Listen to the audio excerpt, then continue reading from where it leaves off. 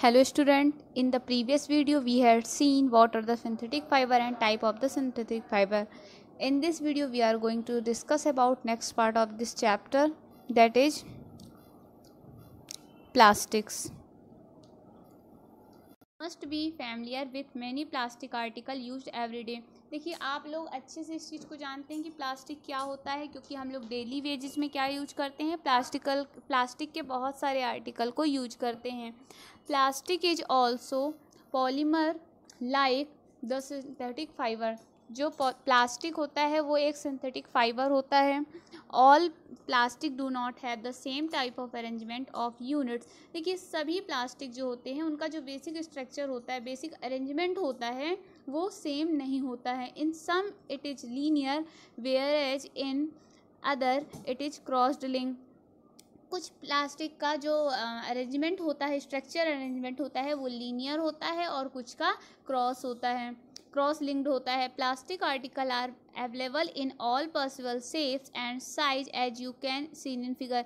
यहाँ पे आप लोग फिगर में देख पा रहे हो जो प्लास्टिक, देखिए यहाँ पे प्लास्टिक की बहुत सारी वस्तुएं हैं, जैसे ये चेयर हो गया है ना, ये टॉयज हो गया, बकेट हो गया. लेकिन आप लोग ये देख रहे हो कि प्लास्टिक की जो डिफरेंट थिंग्स है उनका जो शेप है वो डिफरेंट है. मतलब कि प्लास्टिक जो है वो हमें इजी वे में बहुत ही आसानी से डिफरेंट साइज और डिफरेंट शेप में अवेलेबल हो जाता है. How you ever wandered how this is possible. आपने सोचा है कि ये किस तरह से पॉसिबल हो सकता है. The fact is that plastic is easily moldable, that is can be shaped in any form. Plastic can be recycled, reused, colored, melted, rolled into sheet or made into wires. That is why it finds such a variety of usage. देखिए plastic क्या होता है, mouldable होता है. Mouldable का मतलब होता है कि इसका जो शेप है हम लोग आसानी से चेंज कर सकते हैं. मतलब जैसे आप लोग देखे होंगे, जैसे घर में प्लास्टिक की बॉटल्स वगैरह होती हैं या पॉलीथीन होती है, तो उसको यदि आप थोड़ा सा उसको आप मेल्ट करते हो तो वो तुरंत डिफरेंट शेप में चेंज हो जाती है. मतलब जो प्लास्टिक होता है उसका शेप जो होता है वो बहुत ही मोल्डेबल होता है, उससे हम बहुत ही आसानी से चेंज कर सकते हैं और ये हमें मार्केट में बहुत ही डिफरेंट शेप और डिफरेंट कलर पे आसानी से मिल जाती है. इसलिए हम लोग प्लास्टिक की वस्तुओं का यूज करते हैं. नेक्स्ट इसमें बताया गया polythene. Polythene, poly plus ethene is an example of plastic. It is used for making commonly used polythene bag. देखिए हम लोग जो पॉलीथीन बैग का यूज करते हैं उसका जो मेन स्ट्रक्चर होता है वो पॉली प्लस एथीन से मिलके बना होता है और ये भी एक प्लास्टिक का टाइप्स होता है ना, प्लास्टिक का प्रकार होता है. ये एग्जाम्पल है प्लास्टिक का, पॉलीथीन, जिसका यूज हम लोग पॉलीथीन बैग के रूप में करते हैं. Now try to bend a piece of plastic yourself. Can all the plastic article be bent easily? देखिए कभी आप लोगों ने प्लास्टिक को बेंड किया है, बेंड यानी उसको क्या होता है, उसको तोड़ना. Can all the plastic article be bent easily, मतलब क्या सभी प्लास्टिक आर्टिकल बेंट कर सकते हैं इजी में? नहीं, ऐसा नहीं होता है. सभी प्लास्टिक को हम लोग बेंट नहीं कर सकते हैं. कुछ प्लास्टिक होते हैं जो इजीली बेंट हो जाते हैं, बट कुछ प्लास्टिक ऐसे भी होते हैं जिन्हें हम इजीली बेंट नहीं कर सकते हैं. You will observe that some plastic article can bend easily while some break when forced to bend. देखिए आपने ये भी ऑब्जर्व किया होगा, कुछ प्लास्टिक ऐसे होते हैं जब हम उसको फोर्सफुली उसको तोड़ते हैं, मतलब उसमें किसी चीज़ से हम उसको ठोकेंगे, तोड़ेंगे, तभी वो बेंड होते हैं, वरना ये बेंड नहीं होते हैं. When we add hot water to plastic bottle, it get deformed. Such plastic which get deformed easily on heating and can be bent easily are known as thermoplastic. देखिए थर्मोप्लास्टिक के बारे में यहाँ पे बताया गया है. थर्मोप्लास्टिक क्या होता है? ऐसे प्लास्टिक जिसे हम लोग इजी वे पे बेंड कर सकते हैं, उसका शेप चेंज कर सकते हैं, उसको हम लोग थर्मोप्लास्टिक बोलते हैं. Polythene and PVC are some of the example of thermoplastic. जो पॉलीथीन और पीवीसी होता है वो थर्मोप्लास्टिक का एग्जाम्पल होता है. These are used for manufacturing toys, combs and various type of container. हम लोग जो घर में यूज करते हैं, कंटेनर यूज करते हैं. कंटेनर तो आप लोग जानते ही होंगे, है ना, किचन में सामान वगैरह रखने के लिए क्या यूज करते हैं, कंटेनर का यूज करते हैं.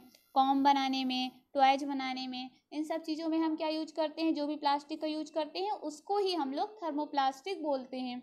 फिर नेक्स्ट में बताया गया है On the other hand, there are some plastic which when molded once cannot be softened by heating. These are called thermosetting plastic. बहुत ही important है ये दोनों चीज़, thermosetting plastic और थर्मोप्लास्टिक, दोनों चीज़ें बहुत ही ज़्यादा इम्पॉर्टेंट है। देखिए थर्मोसेटिंग प्लास्टिक वो होता है जिसे हम लोग मोल्ड नहीं कर सकते हैं, मतलब यदि हम उसको हीटिंग करते हैं, हीटिंग के दौरान उसको हम लोग मोल्ड नहीं कर सकते हैं, उसका शेप चेंज नहीं कर सकते, ऐसे प्लास्टिक को हम लोग थर्मोसेटिंग प्लास्टिक बोलते हैं। Two examples are bakelite and melamine. जो बेकेलाइट और मेलामाइन होते हैं वो थर्मोसेटिंग प्लास्टिक के एग्जाम्पल होते हैं। Bakelite is poor conductor of heat and electricity. It is used for making electrical switches, handle of various utensils. देखिए जो बेकेलाइट होता है वो हीट और इलेक्ट्रिसिटी का पुअर कंडक्टर होता है। पुअर कंडक्टर का मतलब ये होता है कि यदि हम बेकेलाइट से बने सामान पे यदि हम हीटिंग करेंगे उसको, या फिर हम लोग इलेक्ट्रिसिटी पे उसको रखेंगे तो वो हीट नहीं होगा, इसलिए हम इसका यूज किस में करते हैं, इलेक्ट्रिकल स्विचेज बनाने में करते हैं। आप लोगों ने देखा होगा जैसे हम लोग घर में खाना पकाने के लिए बहुत सारे बर्तनों का यूज करते हैं, उसमें हैंडल लगा होता है, तो जब हम लोग स्टील को अपने गैस में चढ़ाते हैं तो क्या होता है, स्टील का जो बर्तन होता है वो तो गर्म हो जाता है, बट उसमें हैंडल जो लगा रहता है वो बेकेलाइट का ही लगा होता है ना। तो उसको जब हम लोग बर्तन को हम लोग गर्म करते हैं गैस के ऊपर रख करके, तो क्या होता है, जो उसका वो होता है हैंडल होता है वो गर्म नहीं होता है। इसका कारण यही है क्योंकि वो जो बेकेलाइट का बना होता है, और बेकेलाइट हीट और इलेक्ट्रिसिटी का बैड कंडक्टर होता है। फिर यहाँ पे बताया गया है मेलामाइन के बारे में। Melamine is versatile material, it resist fire and can tolerate heat better than other plastic. देखिए मेलामाइन भी एक वर्सटाइल मटेरियल होता है। वर्सटाइल का मतलब ये होता है कि जिसका यूज हम लोग बहुत सारी चीज़ें बनाने के लिए करते हैं, बहुत सारी चीज़ बनाने के लिए इसका यूज किया जाता है, इसलिए इसको वर्सटाइल बोलते हैं। तो मेलामाइन भी वर्सटाइल मटेरियल है, ये फायर को रेजिस्ट करता है और ये हीट को भी टॉलरेट करता है other than the better than the other plastics. It is used for making floor tiles, kitchenware and fabric which resist fire. तो हम लोग इसका यूज कहाँ करेंगे, टाइल्स, फ्लोर की जो टाइल्स होती है उसको बनाने में, किचन वेयर बनाने में, और ऐसे फैब्रिक बनाने के लिए जो कि फायर को रेजिस्ट कर सकें। फिर यहाँ पे आप लोगों को फिगर पे दिखाया गया है ये कुछ थर्मोसेटिंग प्लास्टिक और थर्मोप्लास्टिक का एग्जाम्पल दिया हुआ है। तो इसको आप लोग और भी सोच सकते हैं कि ऐसे कौन कौन से एग्जाम्पल होंगे प्लास्टिक के जो कि थर्मोप्लास्टिक के होंगे, और कौन कौन से ऐसी वस्तुएं होंगी जो कि थर्मोसेटिंग प्लास्टिक की होगी। नेक्स्ट हम लोग यहाँ पे पढ़ेंगे plastic as material of choice. Today if we think of storing a food item, water, milk, pickle, dry food, plastic containers seem most convenient. This is because of their lightweight, lower price, good strength and easy handling. देखिए हम लोग जो घर में food store करने के लिए use करते हैं, फूड स्टोर जैसे वाटर हो गया, मिल्क हो गया, पिकल हो गया, इन सब चीज़ों को हम लोग स्टोर करते हैं ना, तो हम लोग वो किस पे स्टोर करते हैं, किसी प्लास्टिक के कंटेनर पे स्टोर करते हैं। तो इसका यूज मतलब हम लोग फूड कंटेनर को फूड स्टोरिंग के लिए भी हम लोग प्लास्टिक का यूज करते हैं। और क्यों यूज करते हैं, क्योंकि जो प्लास्टिक होता है वो लाइट वेटेड होता है, इसकी जो प्राइस होती है वो लोअर होती है, और इसकी जो स्ट्रेंथ होती है वो गुड होती है, और ईजी वे में हमें आसानी से ये मार्केट पे अवेलेबल हो जाता है। Now let us discuss the characteristics property of plastic. Plastic is non-reactive. You know that metal like iron get rusted when left exposed to moisture and air, but plastic do not react with water and air. They are not corroded easily. That is why they are used to store various kind of material including many chemical. देखिए हम लोग जानते हैं जितनी भी metals होती हैं उस पर यदि एयर और मॉइस्चर के कांटेक्ट में होते आती हैं तो वो रस्टेड हो जाती है, मतलब कि उसमें जंग लग जाता है ना। लेकिन प्लास्टिक के साथ ऐसा नहीं होता है। तो प्लास्टिक के साथ ये सब नहीं होता है, यदि वो एयर या मॉइस्चर के साथ कांटेक्ट में आती है तो इसका कोई भी इफेक्ट नहीं पड़ता है, वो रस्टेड नहीं होता है। फिर यहाँ पे सेकंड बता रहा plastic is light, strong and durable. देखिए प्लास्टिक का यूज हम लोग इसलिए भी करते हैं क्योंकि ये स्ट्रॉन्ग होता है ना, और ये लाइट होता है, हल्का होता है, और ड्यूरेबल होता है। ड्यूरेबल मीन्स होता है कि इसको हम लोग बहुत लंबे समय तक अपने घर पे रख सकते हैं। ये ऐसा नहीं है कि इसमें पानी पड़ेगा तो ख़राब हो जाएगा, या फिर और किसी सीजन का इफेक्ट पड़े या कुछ ऐसा हो, तो ऐसा नहीं होता है, इसलिए हम लोग प्लास्टिक का यूज करते हैं। फिर प्लास्टिक आर पुअर कंडक्टर, जो प्लास्टिक होते हैं वो क्या होते हैं, पुअर कंडक्टर होते हैं, तो इसलिए भी हम इसका यूज करते हैं। Next we see our other topic, plastic and the environment. When we go to the market, we usually get things wrapped in plastic or packed in polythene bag. देखिए हम लोग जब कभी मार्केट जाते हैं तो हम लोग क्या करते हैं, प्लास्टिक और या फिर पॉलीथीन बैग का यूज करते हैं अपने सामान को ले जाने के लिए, है ना। That is one reason why plastic waste keep getting accumulated in our home. Ultimately, plastic find its way to the garbage. Disposal of plastic is a major problem. Why? A material which get decomposed through natural process such as an action by bacteria is called biodegradable. देखिए हम लोग plastic के bag वगैरह लेके जाते हैं। अब एक चीज़ मैं आप लोग को बता दूं, जैसे ही हमें प्लास्टिक का मतलब कोई भी चीज़ का यदि हम एडवांटेज पढ़ते हैं तो उसका डेफिनेटली डिसएडवांटेज भी होता है। इसी प्रकार अभी हम लोगों ने प्लास्टिक की कैरेक्टरिस्टिक्स देखे हैं, क्या क्या फ़ायदा होता है, क्यों हम लोग प्लास्टिक का यूज करते हैं। बट यहाँ पे कुछ ऐसी चीज़ें भी हैं जो हमारी इन्वायरमेंट को ख़राब करती है ना। तो हमारे इन्वायरमेंट को यदि वो बैड इफेक्ट डाल रही है तो हम उस चीज़ को अच्छा थोड़ा ना बोलेंगे, क्योंकि हमारा इन्वायरमेंट यदि ख़राब होगा तो उससे हम इफेक्टेड होंगे। तो इसलिए देखिए जब हम लोग प्लास्टिक वगैरह हम लोग यूज कर रहे हैं तो अच्छी बात है, लेकिन हम लोग प्लास्टिक को क्या करते हैं, प्लास्टिक की पॉलीथीन वगैरह जैसे हम लोग लिए, बैग लिए, उसको हम लोग ऐसे ही फेंक देते हैं सड़क पे, है ना। या फिर कोई एनिमल उसको खा लेता है तो वो डाइजेस्ट नहीं कर पाएगा, वो मर जाएगा।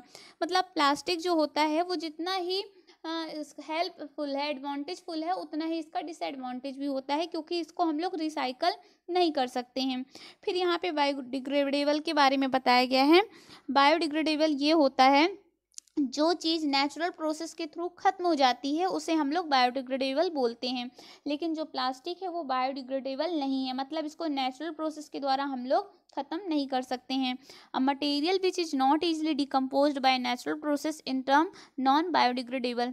तो प्लास्टिक हमने क्या सीखा, नॉन बायोडिग्रेडेबल वो होता है जिसे हम लोग केमिकल प्रोसेस के द्वारा, नेचुरल प्रोसेस के द्वारा खत्म नहीं कर सकते हैं, डिकम्पोज नहीं कर सकते हैं, वही नॉन बायोडिग्रेडेबल होता है। इसलिए प्लास्टिक का यूज बहुत हद तक अच्छा नहीं होता है।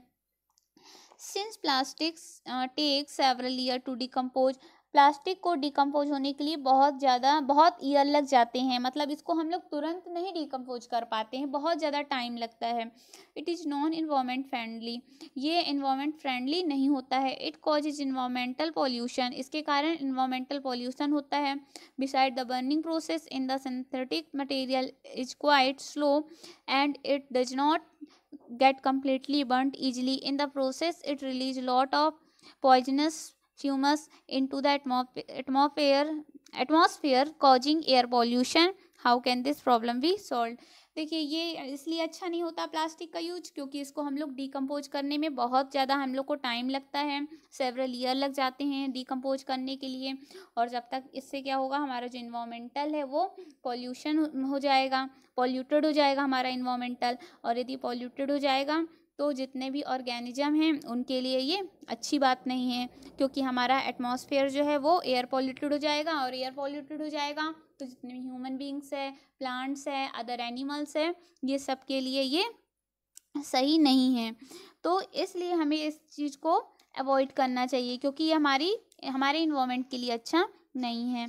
Avoid the usages of plastic as far as possible, जितना हो सके हमें प्लास्टिक की यूज को अवॉइड करना चाहिए। Make use of bag made of cotton और jute when you go for shopping, तो हम लोगों को प्लास्टिक के बैग को क्या करना चाहिए, अवॉइड करना चाहिए, और उसके स्थान पे हम लोगों को कॉटन या फिर जूट से बने हुए बैग को यूज करना चाहिए। The biodegradable and non biodegradable wastage should be collected separately and disposed of separately. Practice this in your home. Can you suggest some other way in which you can contribute toward reducing the use of plastic material? It is better to recycle plastic waste. Most of the thermoplastic can be recycled.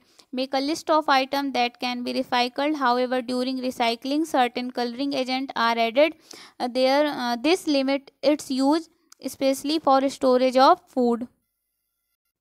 तो इस तरह से हमें ज़्यादा से ज़्यादा हो सकता है कि हमें प्लास्टिक की यूज को अवॉइड करना चाहिए। और हम जिस भी फैमिली पे रहते हैं, हमारे आसपास जो भी हम जहाँ पे भी रहते हैं, तो हमें वहाँ पे भी इस चीज़ को बताना चाहिए कि जो ये प्लास्टिक है उसका ज़्यादा यूज अच्छा नहीं है। क्यों नहीं? क्योंकि इसकी रिसाइलिंग प्रोसेस जो है वो बहुत ज़्यादा होती है ना। As a responsible citizen remember the 5R principle: reduce, reuse, recycle, recover and refuse, develop habit which are environment friendly. तो हम लोगों की सभी की ये जिम्मेदारी बनती है कि हमें 5 प्रिंसिपल को फॉलो करना चाहिए। 5 प्रिंसिपल में reduce, reuse, recycle, recover and reuse, इन 5 प्रिंसिपल को हमें अब करना चाहिए, मानना चाहिए। देखिए, रिड्यूस का मतलब होता है कम से कम यूज करना। रीयूज का मतलब है हम लोग दोबारा यूज करें। रिसाइकल मतलब है फिर से उसकी वापस प्रोसेसिंग को रिपीट करना। रिकवर मतलब है जहाँ से इस्तेमाल किया गया वहाँ पे पहुँचाया जाए। रिफ्यूज मतलब है कि यूज ही ना करें। तो यदि हम ऐसी हैबिट को अपनाते हैं तो हम अपने इन्वायरमेंट को फ्रेंडली बना सकते हैं।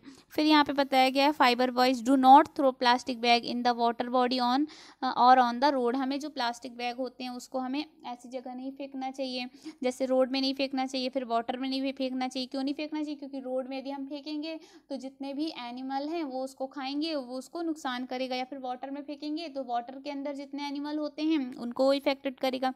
Take a cotton carry bag और jute bag while going for shopping. हमें शॉपिंग के लिए कॉटन के बैग या फिर जूट के बैग लेना चाहिए। Try to minimize the use of plastic material, use steel lunch box instead of plastic one. हमें जितना हो सके प्लास्टिक के मटेरियल का कम से कम यूज करना चाहिए। जो लंच बॉक्स होता है उसके लिए भी हमें प्लास्टिक को अवॉइड करके स्टील का यूज करना चाहिए। Thank you.